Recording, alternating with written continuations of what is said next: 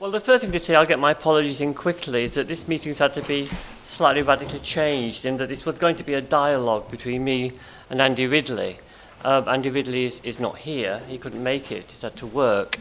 And what the intention had been is I would talk and he would independently research photographs, and there could be a dialogue between his doing research on photographs and me commenting on them. And the other thing that was... that obviously can't happen now. There will be photographs of which I've not seen half of them, but they'll be going on a loop rather than him commenting what I have to say by showing a picture, and him choosing what they would be. The second thing that he suggested was that, as he pointed out to me rather briskly, that where most people have to read the history of queer theory, you'd have to remember it. In the fact that I was there before queer theory was invented. First gay pride was in 1974. I went to. The idea of queer politics was invented in 1990. So I've seen it before, I've seen it come, I've seen it go, I've seen it come again. Other people call it history, I call it remembering. So he wanted it to be a sort of me reminiscing about the various movements at various times and what I'd seen myself as a sort of witness to history. So, that's the apologies. Let's start, but I'll start with, before we start on the loop, I want to look at this photograph, because I'm going to talk about the history of queer politics and queer theory, and it's down as twice. I think they're two different things, and in some way an antagonism against each other, right from 1990. Queer politics and queer theory have not been as one, and have sometimes been quite hostile to each other. But this is, I want to look at the politics of what was before the gay liberation movement and gay liberation politics. This is a picture of the Stonewall Bar that many people kicked off the entire movement, or the riot there. And it's a good picture because it shows you the typical clientele of the Stonewall. And you'll see that they're young, they're mostly black or Latino, and they're basically street youth. The thing about the early gay movement was street youth.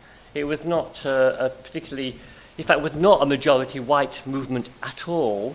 And if you look at all photographs and activists of that time, you'll see the ethnic diversity, or predominance really, of Latino and black activists. And if you want to get a flavour, a taste of what the politics of that time were, I'm going to criticise some of their politics in a minute, but there were many good things to say about them, which other meetings often concentrate on because of what came later. They were revolutionary, they wanted a complete transformation of society, they identified with the other movements of the time, etc., etc. But there's a documentary on the life of Marsha P. Johnson, which is available on YouTube, who's one of the leaders of that movement. I'd recommend you to watch that. It really gives you the flavour of what that period was like. But having said all those good things about the GLF, there was also some weaknesses in it, which I think wasn't... I mean, the major thing to say, it collapsed because the whole of the movement's collapsed. It wasn't just on its own. The whole, I suppose you call it 68 project of revolution and change of the black movement, anti-war movement in Europe, the working class on the high rise of strikes and mass strikes challenging the state, all those sort of things collapsed. And with it collapsed Gay Liberation Front. But there were problems with the gay politics, even from early on. And if you look at some of their early writings, and I've chosen, partly at random, partly because it's a particular irritant of mine, Don Milligan, writing in 1973 in a pamphlet from the Edinburgh Gay Activist Alliance reprint. And you'll see that he represents quite clearly the sort of politics there was at that period. And the politics at GLF, apart from being revolutionary, wanted a new society, they believed in living the revolution. So most people lived in communes, a new way of living. So you lived in squats and communes, with very much part of the movement. The family, they're very much anti-family. I mean, South London Gay Centre picketed weddings and things. They saw the family as a bastion of society that should be attacked. And they thought that it was the main ideological underpinning of capitalism, the system. In a very naive, I'm not saying this is wrong in principle, but in a very direct, simplistic way, they believed that. And so if you look at some of their writings, for example, how wrong can you be? This is Don Milligan in 73, talking about marriage. Even when homosexuals do marry each other, they unwittingly turn marriage into a charade. Gay marriages performed, because of marriages even then, are a grisly parody of heterosexual ceremonies. Far from making homosexual acceptable, they demonstrate the absurdity of marriage and challenge the assumptions that the institution rests upon. Well, that's clearly been completely not the case. There's been a complete normalization of marriage to gays, it's now acceptable, etc., etc. So their idea that just by being gay, you can, by wearing a frock, society falls over, it proved not to be the case. There also believes in radical drag. And I think that partly comes from the fact that the process of coming out makes the politics of LGBT that from the start very personalised, and therefore the drag of identity politics, of personal politics, has always been very strong within the gay movement. I mean, all movements are an analysis of different classes, but within the gay movement it's very obvious very early on that from GLF you got the Gay Activist Alliance in New York. The respectable middle-class reformers took over very, very early on. And some of them, even by 1971, 72, they were banning certain people on the gay pride demonstration because they weren't respectable enough. They were giving them a bad name. The drag queens and were not viewed as being good for the image of the respectable gay movement fighting within for equalisation, for equality. When you see GLF coming to Britain, it had to adapt its ideas because unlike in America, it was very obvious that one of the powers that could change society was the working class. So in America, there was very little contact between the GLF and the workers' movement. There was contact between the Panthers and the civil rights and the feminist movement, but not between the organised working class. When it came to Britain, again you see it in the ideas at the time, it was clear that the group that had the power to change society was the working class. So very early on, the GLF allied it to, went on demonstrations during the strikes of 72, 74, GLF would turn up to them. In fact, I remember when the Pentonville fire, that was dockers that were put in prison in Pentonville, and which triggered almost spontaneous general strike, which really threatened the government. The only people to bring a banner was Gay Liberation Front. So you got a bizarre sign of this banner with sort of 10,000 workers behind it, which was not a representation of the movement at that time. The idea in Britain always was to relate to the working class and try and educate the working class and link in with worker struggles. Not always welcomed with open arms, it must be said. But that's the orientation, even then, of gay liberation in this country. But even earlier on, when I was first involved, 74, 75, 76, there was an argument within the gay movement. And again, this is something that's been common to the gay movement from day one. Because of the rejection of the history of Stalinism, the way the gay movement organised was always in a non-hierarchical way. That is, people would meet till you got a consensus in the people involved. The problem with that is, of course, those who could stay longer and talk longest and talk most things tend to dominate. It's always been dominated by personalities because there's very little democracy in that sort of structure. Those that can argue on and on and on and on, and you would see that again and again occurring inside all the movements, actually. They appear to be very open and democratic. It's like it works the opposite way round. There's no way of shutting somebody up so to keep them happy to go along with their ideas because they're the most forceful of personalities. And that's because there's no the dominance of structurelessness was a problem then as a problem now of the way the movement organised. This is South London Gay Centre, by the way. Now they were very actually. There's Terry at the bottom there, Terry Street. Anyway, somebody I know.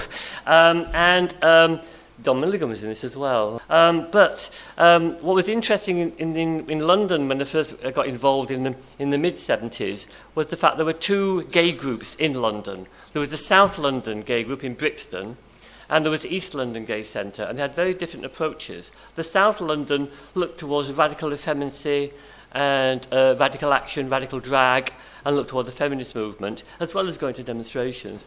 East London, they put themselves in Whitechapel, Redmond's Road in Whitechapel, which was then much a very, very rundown area. They linked themselves to the working class, and they saw themselves very much as, to the trade union movement much more, and had an attempt to develop a Marxist analysis of it. And in fact, in 76, 77, as a gay collective cooperative, they voted as a group to join the SWP. I think to the horror, the local district at the time. And that's a sort of bit of history that you should be aware of, that there were these conflicts even then. So, what I want to go without in too much detail about that period, because I want to go on to where queer politics and queer theory comes from, is that that period ended really by the late 70s. Defeats of the working class and the growth of, I suppose it was called kind of the pink economy. Capitalism can oppress horribly, it can also absorb wonderfully. And there was a lot of absorption, respectability, and in the early days there were two organisations. There was the Gay Liberation Front, but there was also SHE, Campaign for Homosexual Equality, which I think still exists. And that summed up. One was for liberation, one was for equality. As Marsha P. Johnson once said when asked, so you're fighting for equality? And she said, no, I don't want the same shit as everybody else. I'm fighting for a revolution in the new world. SHE wanted the same shit as everybody else, which is what we sort of more or less got, apart from Northern Ireland. There was always a clash between the respectables and the unrespectables, which is seen time and time again within the LGBT movement, with Stonewall often being the group Stonewall, ironically named after a riot of street people, being the most respectable of organisations, being horrified by the unrespectable people that sometimes turn up to its cold events. They're wanting to be part of the society as it is now, not a complete transformation of society. So that sort of whole project of the revolution it'll be next week or at least a month away, attitude did not work. And you saw then the collapse of the politics, the collapse of the movement. And in that period, you saw the domination of a couple of ideas inside the LGBT movement. And I suppose I've got to talk about Foucault here, and I guess later on Judith Butler. I'm not going to talk about Judith Butler very long, because it's Monday morning, and it's been a long weekend, and trying to talk about Judith Butler is like trying to wade through treacle. When she's talking about ordinary events, she's wonderful. When you get to her theory, oi, oi, oi. I mean, I think to understand Judith Butler's ideas on gender is go and watch the film Some Like It Hot. That sums up entirely her ideas. And it's a much better way of presenting it.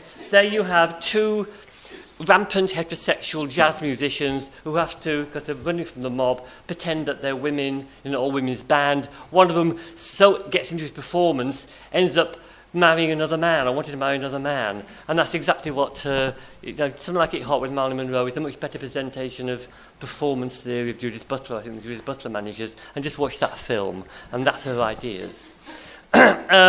When he gets to Foucault, I think there's more problems with Foucault because there's more than one Foucault. There's the Foucault that was in France and what he did to the movement in the 70s.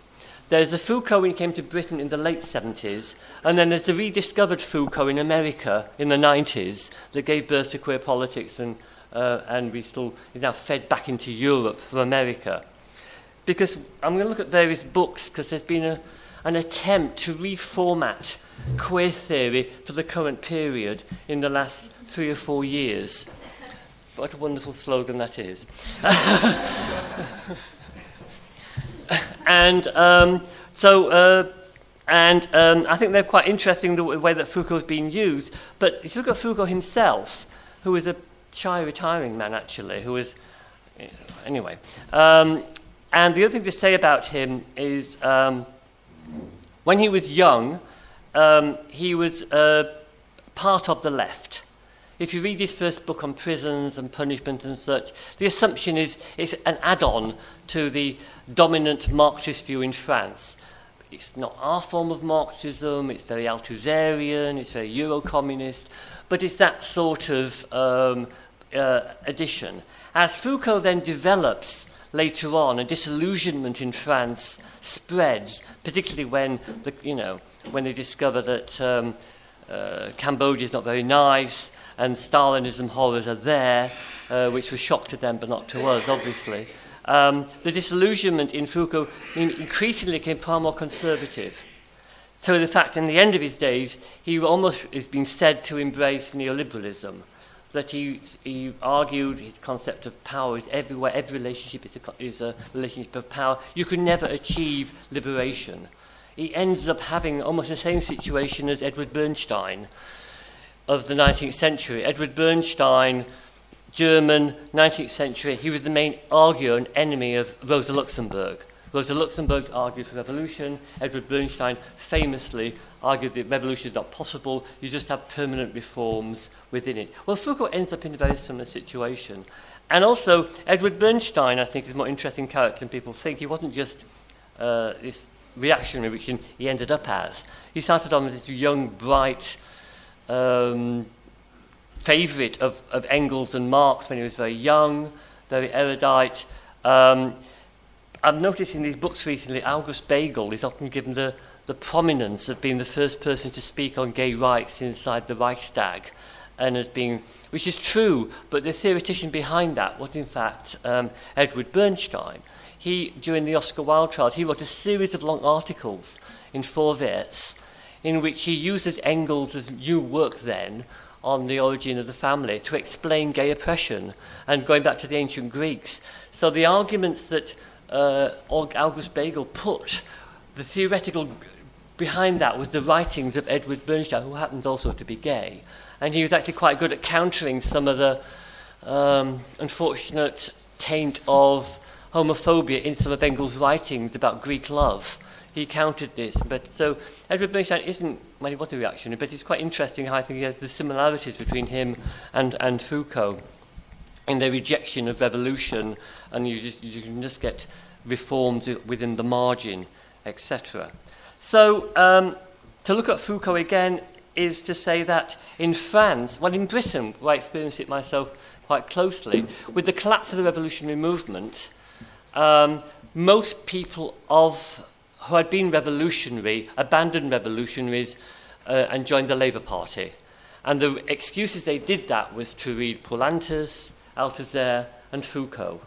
And that was a sort of mechanism by which they abandoned naive revolutionary politics into serious academic and Labour Party structures under the Benite movement of the late 80s, at a time of defeats of the working class. Because the other thing to say about the early gay movement, it was not a movement in the colleges. Feminism was, but the gay movement wasn't. It was a movement of the streets. The rioters were homeless street people, by and large, that fought at Stonewall, draft dodgers and such like. And that was true even in Britain, when in the squats and the movements of the gay movement, they were not in the colleges. That came later. It was out of the closets onto the streets. There were street people fighting on the streets. Then later on it became from the streets into the colleges. It became more an academic student world. It hadn't been like that. And there was when in the 1980s, with the dominance of identity politics, the growth of feminist studies at university, in the 90s of queer studies, the radicalness, the aspect of gay politics, which had been neutered, had a reaction. And in America, that reaction was the formation of Queer Nation. This was using the word queer, like the black movement used the N-word. It was a reaction against the respectability that the gay movement had become, and the gay studies had become. It had been, the radical had been watered down. So reaction against that was Queer Nation and queer politics. And you can still see elements of that. It resurfaces now and again, a rejection of the sort of middle-class lifestyle, that being gay means you go to IKEA and have nice, tasteful scatter cushions, and you've got a good taste in food, and it's the middle-class lifestyle of what's portrayed as being gay as a consumer choice. The critique of that was what Queer Nation was all about, founded in New York in 1990, in fact. And if you read the book Against Equality by Ryan Conrad, which has come out just recently, that tradition lives on, again, particularly in America. They argue against equality. They argue you shouldn't ask for reform of prisons, but to abolish prisons. It's much more in that sense of we're against respectability. And they've actually denounced queer studies because that's colluding with society. You know, you can now be a lovely professor of queer studies like Judith Butler and have a lovely lifestyle, writing your obscure papers on this, that, the other aspect of literature, with etc. They attack that whole world because they want an overthrow of a new society. And so they link themselves with every Black Lives Matters and that sort of street politics is what queer politics in America is about, a sort of queer theory, which is much more the world of the student and so on. And so you have the development in the 1980s and 90s of the collapse of the movement, the domination of reformist ideas, and it's only a minority, less a minority in Britain, because the movements that collapsed were smaller to collapse in Britain. And people don't realise now, back in the 70s, the American left was much, much, much, much bigger than it was here. You know, there was 50,000 people living in communes in the Rocky Mountains in about 1973. Something like 500,000 people were draft dodgers. It was a big movement in America. France also had huge, big, large revolutionary groups in France. Britain was tiny compared to that. So the effect was, we were cushioned here because the movement was smaller to start with. And secondly, there was in America, there was a very dominant Maoist tradition, same in France. In Britain, that was not the case. Maoism had, and Stalinism with it, had far less influence in Britain than it did. So, if I want to, I'm going to turn to what the topic's about, because it's a history where it comes from. From this, what we would call the downturn, from this apparently impossibility of revolution, and that we're all living in these, it was really only in the 90s that the various theories that have been developed, not just separatism, but privilege theory, intersectionality, these were all quite conservative ideas of how part of the movement criticised another part of the movement. I mean, intersectionality started by black women criticising white women for not realising the fact women were just all the same together. Privilege theory, again, is quite a conservative idea. Rather than we all fighting for more power, people have to give up power. So if there's inequality in wages, the ones getting higher should get lower wages. It's quite conservative with a small c, sometimes with a big C, that these ideas were developed in a time of that. What changed it, particularly in America, was the effect of AIDS. AIDS was a horrible effect, obviously, but because it's labelled a gay plague, it was, and particularly in America, ACT UP formed as a way in which people started to fight back again. Not seen for a long time. Again, less in Britain, because we had the welfare state. But in America, we had no welfare state. Just to get any drug, any care, and to fight was a big, big fight. And people had to, rather than separate themselves off, came together to fight together against corporate America. And ACT UP was into street action again.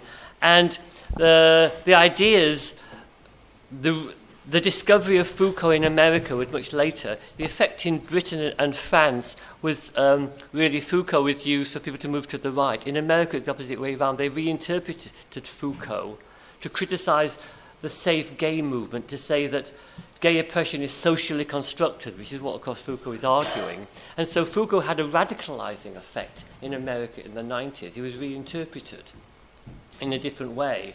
And so queer politics developed as part of that coming together of different people, of different oppressed groups together to fight the common enemy, corporate America, over ACT UP, and later on it fed into anti-globalization movements and such like we've had in the 21st century.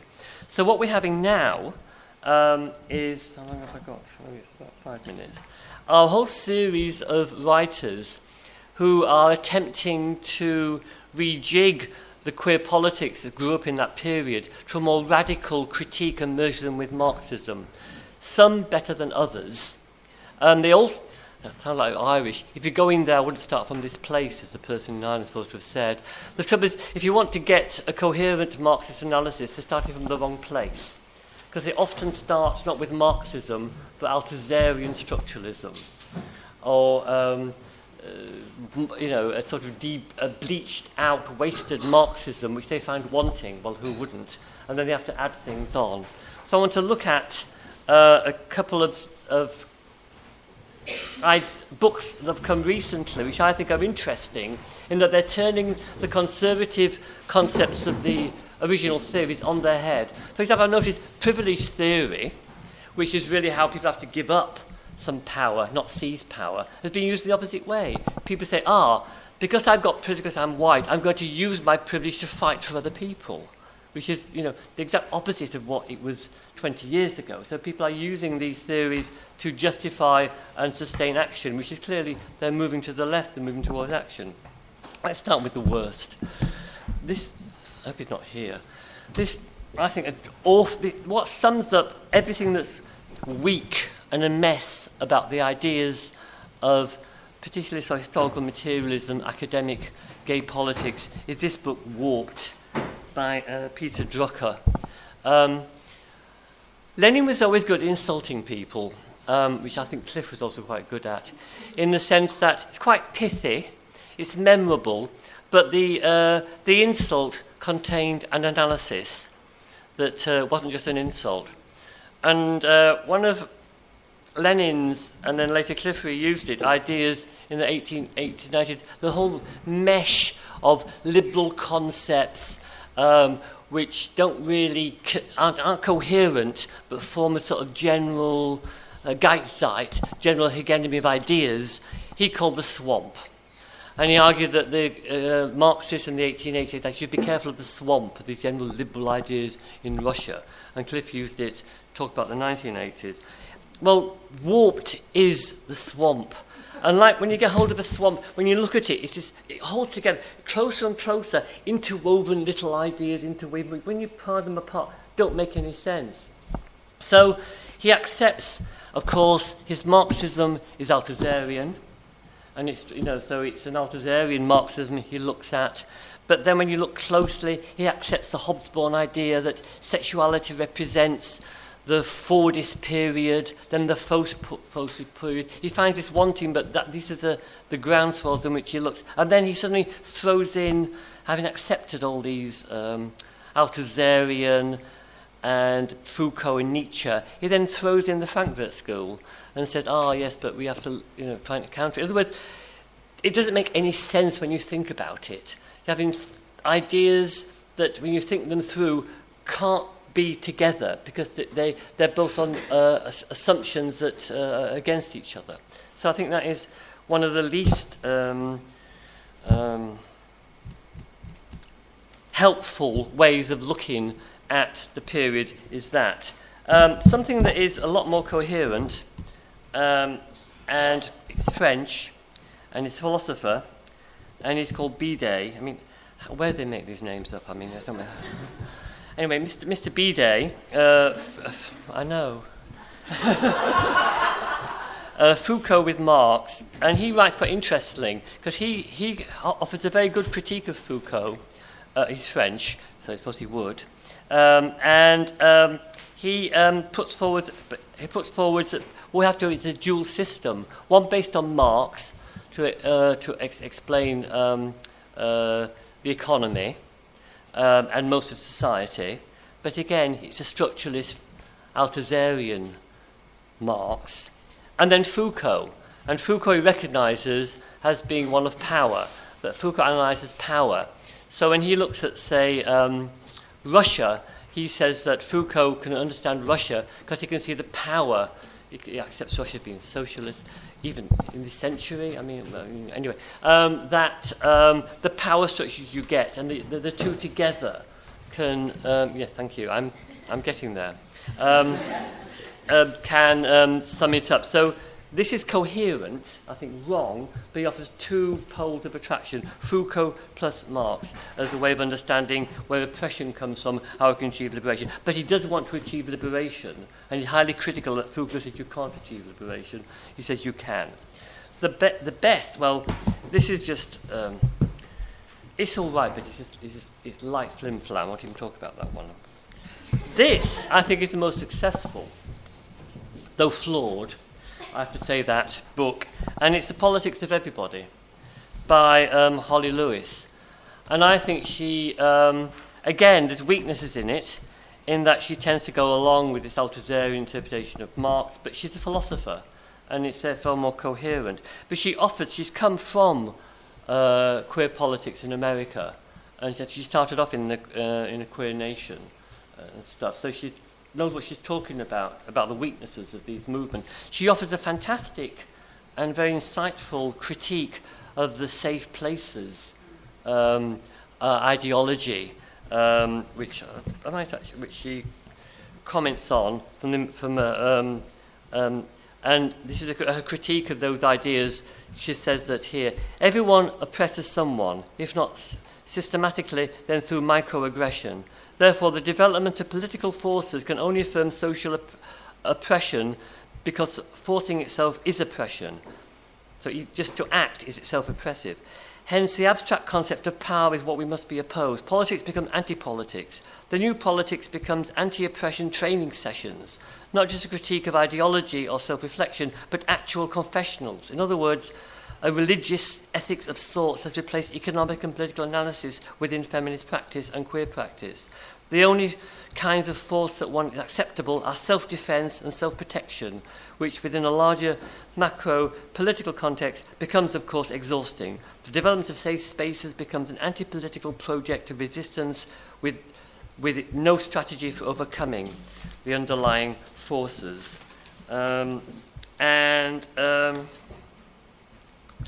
This paradox of this militant retreat into self-care and safe spaces at once individualized the struggle and created a clear inner-outer protective barrier between the oppressed and their oppressors.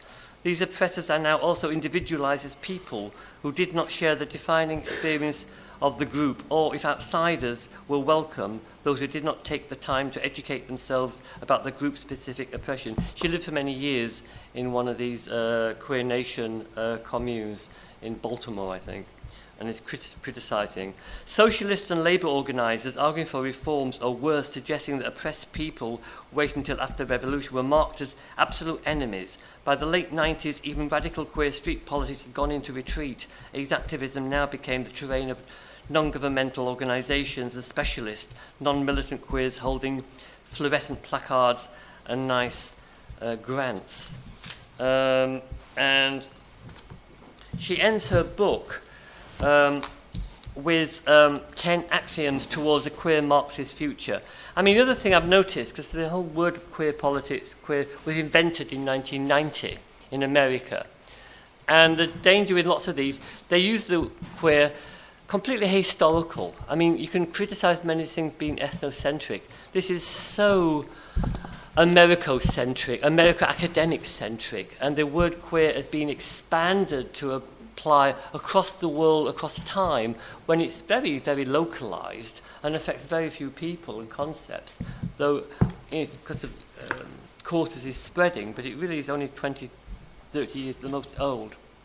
So her 10 axioms are: the politics of the fragment should be replaced by inclusive politics of everybody, hence the title of the book. Analysis of political economy should be concrete, dialectical, and gender-sex inclusive.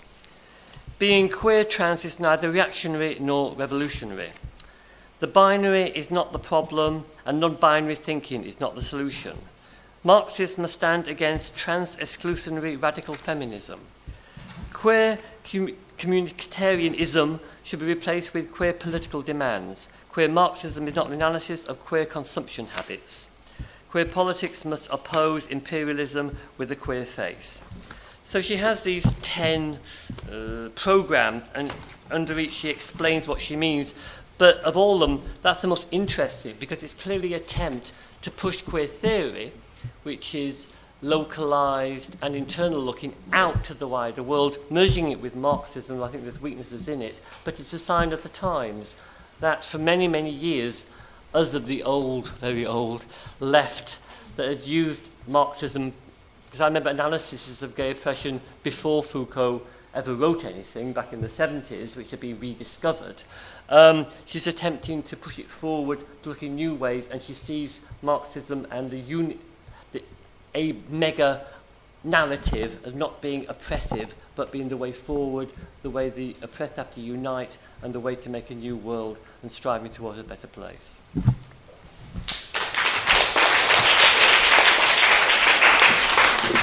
I'm just isolating this paragraph from the Wikipedia entry on queer theory. I'm just going to quote it to you, and I'm inviting a response. Another criticism is that queer theory, in part because it typically has recourse to a very technical jargon, is written by a narrow elite for that narrow elite. It is therefore class-biased, and also in practice only rarely known and referenced at universities and colleges. That's a quote from Malinowitz, 1993.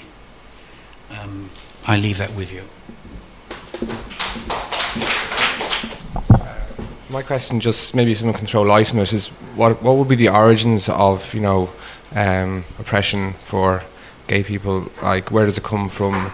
It obviously hasn't always been that way, but what's the interest in maintaining the status quo to oppress gay people? Well, we just had a question, haven't we? Yes, we have. Asked what are the origins of gay oppression?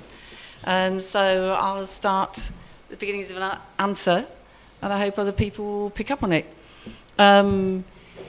We've always argued that gay oppression is specific to class society, but specific to capitalism, that actually, there are previous class societies to capitalist society where there wasn't gay and lesbian oppression.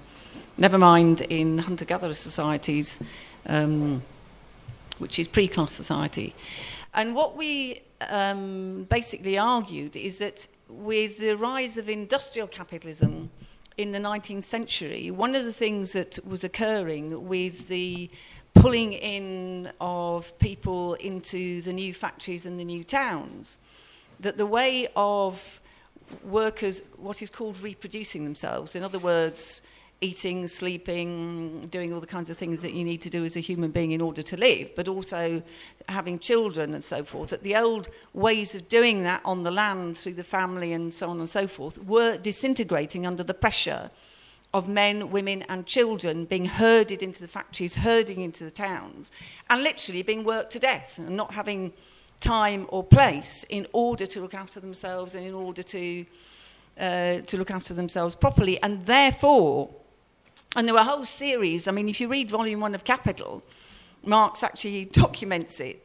The factory inspectors who went into the factories and actually reported back on the conditions, and the other person to read is Engels' description of the working class in 1845. I think the book was... Sorry? No, not in the family. The Condition of the English Working Class, which is absolutely brilliant about the impact of industrialisation on the working class. The fact that the average length of life of workers was collapsing, infant mortality was huge, was rising. The working class was actually unable to sustain itself in that sense, and the needs of...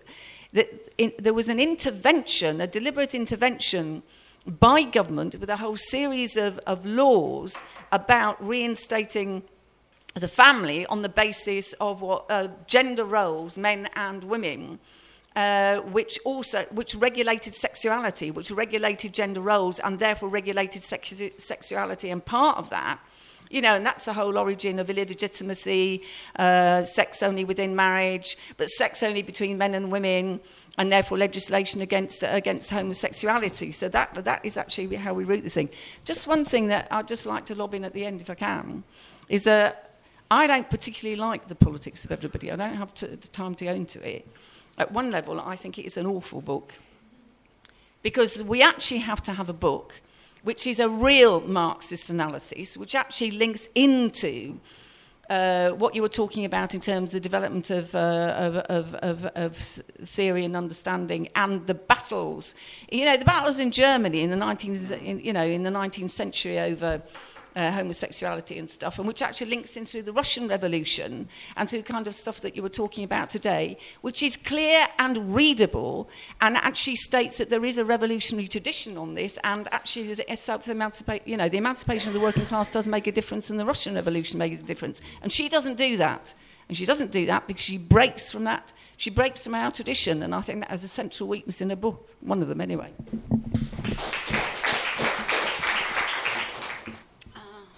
Nicola from South London SWP. I suppose I was... it was a fantastic talk, thanks, Noel. And yes, yeah, you should have done. I've said it for you as well, Sheila. Okay, right. I mean, for me, I was in the Lesbians and Gay Support the Miners group, and I'd kind of come through university. I'd met people in the SWP, and I was becoming a socialist and starting to, understand like the stake that all of us had in the success of the working class, the power of the working class. Obviously being part of the strike and part of that support group was immensely important in my political development. But then, the strike was defeated, and the working class confidence was took a massive hit, and those of us who were involved in the LGBT movement, or the gay movement it was called then, we really dissipated ourselves out into identity politics, and that's where I went as well. And obviously AIDS had hit, and my friends were dying. Mark Ashton in LGSM died, and he wasn't the only one. Other close friends died too, and you started to kind of feel like you've got this urgent battle on your hands. And when I reconnected with the SWP, I kind of felt like, what are you talking about class? We've got people dying. There's no connection between these things, and you don't seem to realise that our community, it's like the Blitz. And I think that's something that at the meeting last night that we had on after Orlando, that we had the Out and Proud Diamond Group and the African LGBT people there. They are under daily attack. And so how do we reach out to those people? Now, for me, what really changed things was the poll tax, when Thatcher, continuing attack after attack after attack, economically, socially, politically, had brought in Section 28, brought in the poll tax, which affected absolutely everybody. It was going to hit everybody, absolutely everybody. And it was a working class fight back that brought in everybody, all the movements. And it was at that point, understanding that my interests were the same as everybody else's. Before, I thought that oppression was coming from people's heads, that it was dense people. I grew up in one of those regulated families that Sheila talked about. That's, where I learnt about gender roles. It's where I learnt about what it was for me to be a person, and everything that was wrong with me that didn't fit into that. And, I blamed my parents. I blamed the family for it. And actually, once I started getting involved in a mass campaign against an ideological and economic attack on our class, that's when my ideas changed. Very quickly joined the SWP that year. So I think it's really, we mustn't underestimate the importance of this analysis that Sheila was talking about the origins of gay oppression. It's the answer to everybody's question. It's the answer to every single LGBT activist's central question about how do we change the world. So we mustn't be shy. Don't think you've got to be LGBT to go and argue with LGBT activists about the origins of our oppression. That responsibility lies with every single member of our organisation. Yeah, no, I think it's interesting. It seems like you hear the word queer almost more and more now, don't you? And I think obviously it does represent this desire to fight oppression, and it is becoming more and more popular. But I think a lot of people do use it as almost like a resistance against like really specific expectations about sexuality, isn't it? I mean, because so much of human sexuality is just like it's almost like controlled, isn't it? You know, what you wear, who you sleep with, how long you sleep with them, when you and so on and so forth. I mean, also, I think it's interesting that we have a meeting about the history of queer theory and queer politics, because the history is really important, isn't it? Because if you understand where an idea comes from, you can understand where it's going as well. And it was such a specific and exciting period for these ideas to come around. You know, these historic liberation movements in the 70s, and the disillusionment that activists felt afterwards, the sort of fragmentation of the GLF, the fact that they went into like increasingly, the activist base went down, they went into increasingly individualistic. Oh my God, it's Monday, isn't it? Ways of organising, living in communes, and doing more press stunts and things like that in order to kind of like shock people rather than kind of mass campaigns. But also these ideas, don't they? They come out of activists attempting to theorise why the movements went the way they did. You know, they went into the Labour Party or universities and they sat down and they thought, well, if 50,000 of us on a march can't change anything, what happens?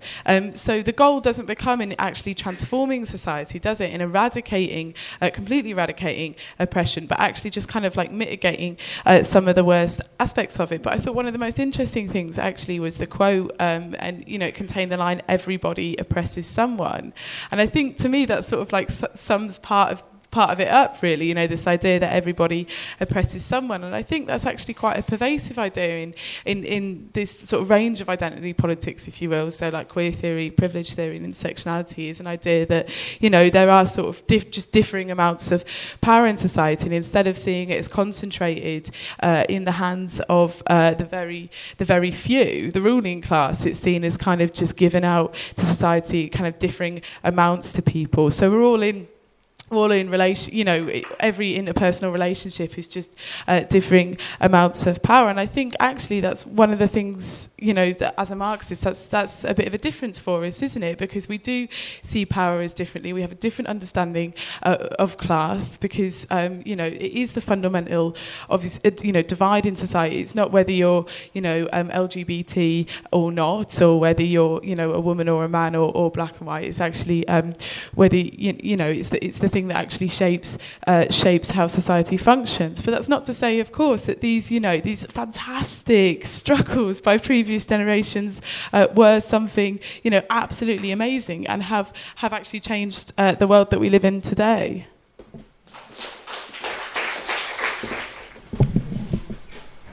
Okay, so I wanted to talk a bit, or flesh some ideas out that I'm trying to get to grips with privilege theory generally. I mean, I get that it's not the root of oppression, it's not where it really comes from. Of course, that's the system that we live under, but it still seems to me that it, within, at least within the SWP or within the hard left, that it feels like there's a complete rejection of it. Maybe I'm misinterpreting that, but it definitely seems that way to me. But from what I see, it does still have some descriptive power, and on a basis of in normal interactions, I see men, even within the party, I see them speak over women, I see them mansplain and behave in these ways that privilege theory talks about. So whilst it may not be the root of oppression, it's not an answer to the system that we live in or anything, but it still certainly feels like it shouldn't be thrown out completely and not talked about at all, which is kind of it always feels like it has a complete rejection within us. So I just wondered if you could, is that the case, or do you still feel that it has at least some relevance?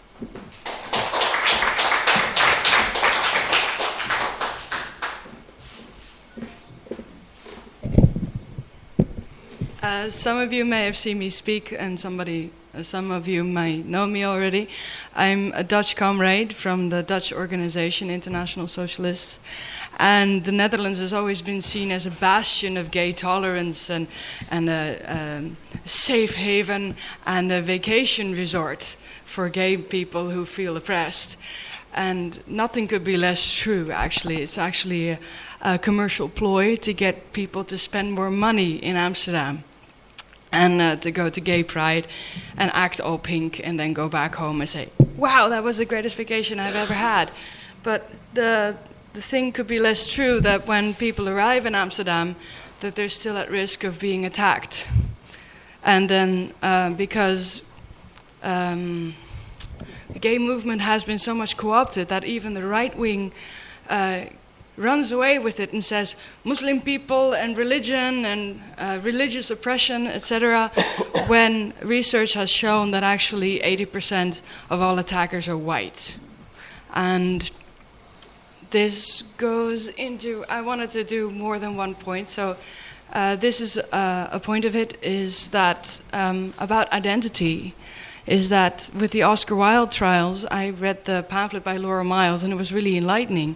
With the Oscar Wilde trials, there was the sense of persecuting somebody by creating an identity. Instead of having gay acts, having him be a gay man in identity, and then persecuting people for having sort of a gay identity afterwards, when actually he wrote a really good pamphlet, The Soul of Man Under Socialism. And it was actually pretty socialist and anarchist in its own way, but it talked about taking the power from bottom up. And actually, when you consider the different kinds of socialisms in sense of social democratics and other forms of anarchism, that was actually one of the exceptions, but he was really influential in Ireland at that time. And they took the pamphlet, they created a gay identity for him to persecute him on it. And I don't know how prevalent that has been, but it's one of the examples of creating an identity so you can marginalize people and oppress them.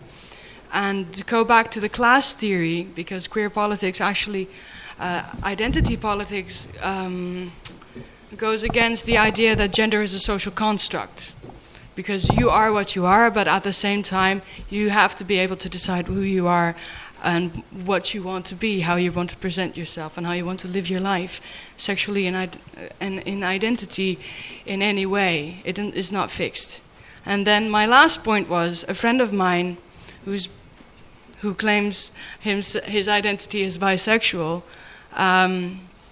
He has HIV. He's contracted it since early 20s, and he's become a spokesperson for HIV Netherlands. What he found out in one of the conferences was that there is a vaccine. Actually, it works like the pill. If you take it on a daily basis, it can protect you from HIV and AIDS 99.9%. Why doesn't Big Pharma promote this? Is because it costs them money, and they think it will be promoting of homosexual unsafe relations, when it would actually make homosexual relations safe, actually for heterosexual people as well, and anybody in between, to be honest. So that there's a class aspect of it there, and that shows that when you're rich and you want to perpetrate gay acts, you can buy yourself out of it, but it won't be covered for poor people.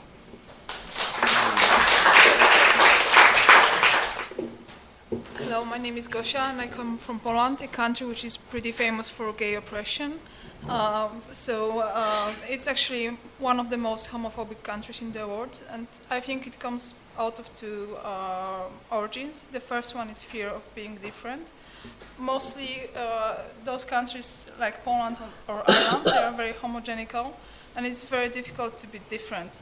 So it's not about being gay, it's just about being somebody else. And it's very easy to pick on someone who is actually a little bit different than us. So it's either queer or black or Muslim or whatever, just name it. And the second question is, the gays and migrants and Muslims are being picked up on the economical reasons.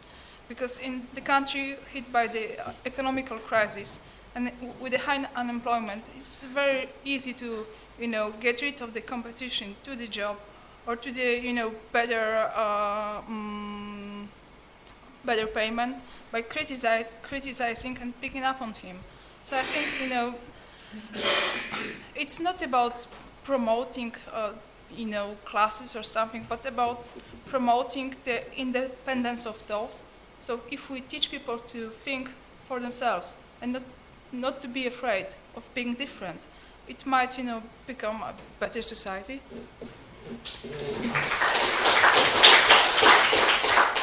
Hi, my name is Chris Breen from Solidarity in Australia.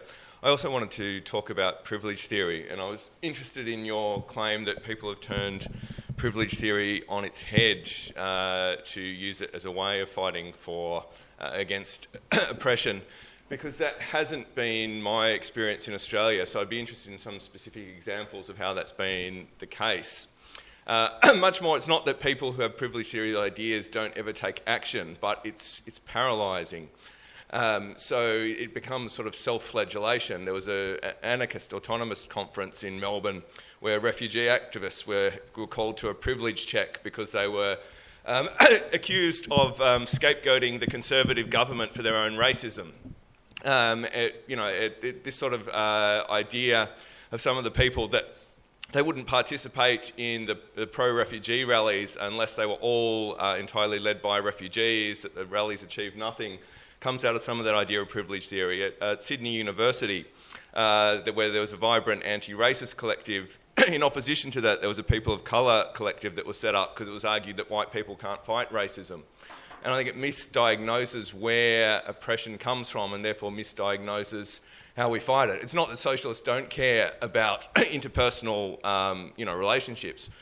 We are opposed to men speaking over women and so forth, but it's how you fight these things. The victory in the referendum in Ireland for equal marriage was not a defeat for straight people, it was a victory for everybody fighting against the government. The fantastic film Pride that came out recently, which talks about how the miners and Gay Liberation United, I think points to sort of the way forward. In Australia, we saw echoes of that recently, where there was a wharfies strike, and activists from the Aboriginal Tent Embassy and the Equal Love, the marriage campaign in Australia, went round and collected money. In Britain, that led to the miners leading the Gay Pride March. And I think that, rather than privilege theory, is the sort of fight that we need. Thanks to the Chair. Let me make a very quick, short announcement. It's at risk of sounding self-promoting, to be honest. The reason that my book, Over the Rainbow, has been republished this year is because it does provide an analysis of the origins of gay oppression in the family. It uses Engels to analyse the origins of gay oppression. It looks at the history of different kinds of LGBT thinking in the 19th century. It looks at the Hirschfeld and the scientific humanitarian movement of the 1920s. And it also looks at the Russian Revolution and what was gained in the Russian Revolution. So I don't mind if you don't buy it, but there is actually a book, and it, however imperfect, we do actually have the beginnings of that kind of readable analysis. And sorry to sound self-promoting, but I just have this opportunity. Thank you. Well, I'll come back on a few points, really. First of all, privilege theory. I agree with you. Privilege theory historically has always been quite reactionary and conservative, but I've noticed recently how it's been turned on its head by some people, attempt to. It was actually someone from the NUS I heard at a conference use it to say us white people ought to be down there to support the refugees who use our privilege to change their situation. So they were using the exact opposite what you were saying. I've heard them use that recently, which was new to me, because I always assumed it was this sort of deeply conservative concept, and I hope that it was being used to get people to come out and do something rather than sit down and unpack your privilege and etc. Is being used in the opposite way, which I thought was interesting. Other thing, let me talk about Richard Linsert. I've recently discovered, I might write something about him, Richard Linsert, who's a sort of forgotten person of the German gay movement.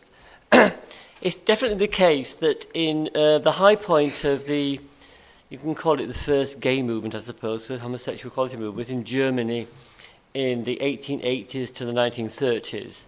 Magnus Hirschfeld, of course, is very famous with his institute and the campaigns for legalization of homosexuality, which August Begel argued for in the Reichstag.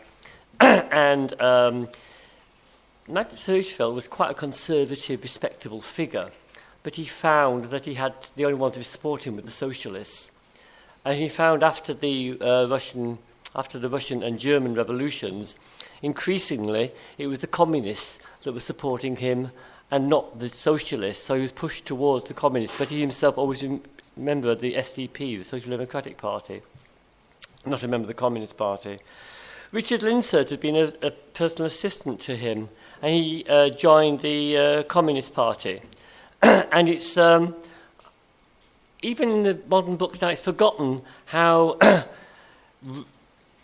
Russia embraced gay liberation in that period of the 1920s and sponsored various congresses for sexual reform. And Richard Linsert wrote a pamphlet arguing for free love within the communist movement in the 1920s. He also, in the action committee that Hirschfeld had set up, to absolute annoyance of Hirschfeld, won it to accept a Communist Party agenda, so much so that Hirschfeld resigned in protest. A bit like, he lost the argument, so went away in a huff. And Richard Linsert, he died quite young, but it's quite interesting that he was organising rent boys in Berlin, interviewed about 300 of them about the background of that. The other major job he had with the Communist Party was he was the main organiser of the Red Brigade. That's the armed wing of the Communist Party fighting the Nazis, which I always thought was quite an interesting combination of organising rent boys. I mean, he's a fascinating person. And there is this tradition that was lost and forgotten about, of communists being at the cutting edge of fighting for sexual liberation and that period, which of course was all wiped out by the rise of, well, fascism and Stalinism, literally wiped both of them out. So there is this history which is mentioned in books, but I think we probably need to research more on, and why it was, because people are always perplexed, and some writers don't really believe that Russians were wholeheartedly. Why? Because there's not much movement in Russia. Did they accept the most advanced program on this subject? And I personally think it was because they just adopted what was the most progressive group there was, which was the Germans. The Germans had a history of this for 20, 30 years fighting on this issue, and they just adopted the German position on sexual politics in the same sort of way as the Bolsheviks adopted the Peasants' Party's position on peasants, wholeheartedly. They weren't a peasant party, but they said that's their program. We'll incorporate it into our program, and they incorporated sexual liberation because the Germans were the most famous and advanced group within the international fighting on such subjects. Yes, and I think the whole thing about queer politics and queer theory is there are lots of critiques of the fact that queer theory is a nice, safe, middle-class route inside the university. That it's a lovely, comfortable life there, writing your critiques of Buffy the Vampire Killer, whatever, in literal theory and stuff. It's not exactly changing society. And the critiques of that come within queer politics against the queer theoreticians. And it's true, it is a safe little bubble of a world, often. I want to make a few points about the recession. When the recession hit in the 1980s, the first response of the ruling classes to recession is to seek scapegoats. And it also, because the welfare state's under attack, the family is to replace the welfare state. So in the 1980s, as well as Thatcher attacking minors and the AIDS thing, where the whole media turned against gays, that's when Clause 28 came in. So the state also attacked gays and minors at the same time. It was the same enemy they had together. This time round, there's been a recession after the banking crisis of 2008. There's been a split between the West and the East, really.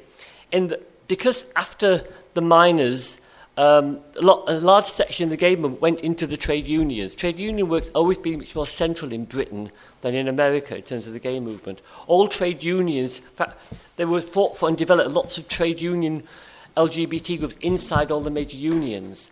And so the 80s and 90s, they were working underneath to change. So when there was a sea change in attitudes, it came from below, not imposed by Mr. Blair when he came along with the new government. They were very slow in changing the law, but there was a groundswell below. And this time around, when we've had a second recession, the usual scapegoats have been found to blame. You know, it's the migrants, it's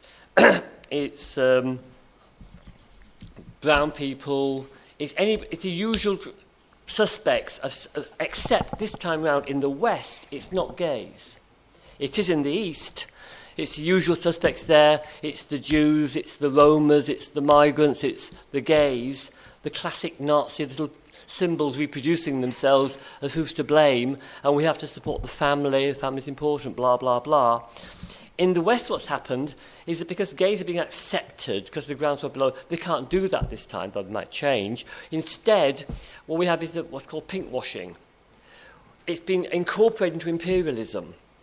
So because of the wars, we're going to war to save the gays in Afghanistan or to save women's rights. It's been used as an imperialist agenda to justify how lovely the West is, because look how liberal, wonderful we are. The fact that for most young LGBT people, the attack on the welfare state's hitting them really, really hard. If you don't get up with your family, you can't get housing aid. You've got to stay with your family, which really affects young LGBT people who don't get on with their family for coming out, etc. But it's been adopted to this imperialist agenda. And the irony is, look at the history of the British Empire. And some mentioned Oscar Wilde, and the Oscar Wilde trial set off a huge, big homophobic wave in Britain. But of all the empires, Britain, France, whatever, Britain was always the most homophobic, to the point of obsession. It's not often when rich gays fled, they often went to Paris. Very few Parisians came to London. When you look at the French Empire and the British Empire, it's the British Empire that really imposed these harsh laws. When the missionaries and administrators of the British Empire went to Africa, they discovered, for example, in West Africa, 1/4 of societies had boy brides as well as wife wives. So all these laws of Uganda, Malawi, they've been imposed by Britain. They were much more accepting of certain sexual, non-normal, as they would see them, sexual practices. It was the British that severely imposed them.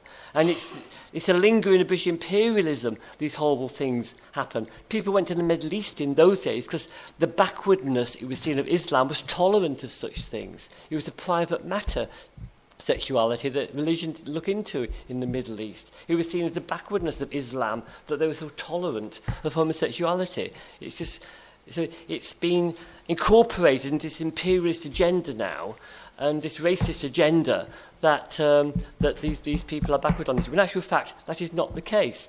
About 5 years ago, there was a campaign inside East London when a few youth were putting up, this is a gay-free zone around East London mosques. So I was part of a committee that launched East London Gay Pride. And our slogan was "No to homophobia, no to Islamophobia."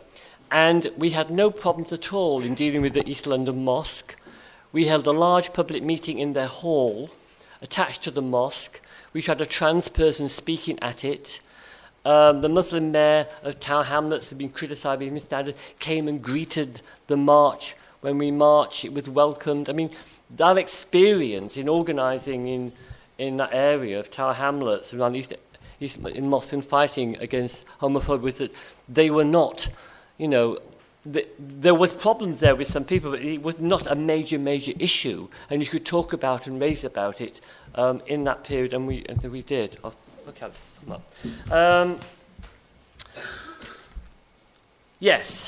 As I said to start with, I find it interesting that queer theorists are trying to now marry their ideas with Marxism. But like the joke always says about asking an Irishman, if you want to get from A to B, oh, well, I wouldn't start from that point if I was you. And that's exactly the position they're in. They're in the wrong. They start from the wrong point. They start off with Althusserianism, not with Marxism. They start off with accepting Althusserianism as being Marxism, then find something wanting in it. Yes, well, it's Marx that's wanting in that. And then they look for other additions to add to it. And so they look to Palantus and etc.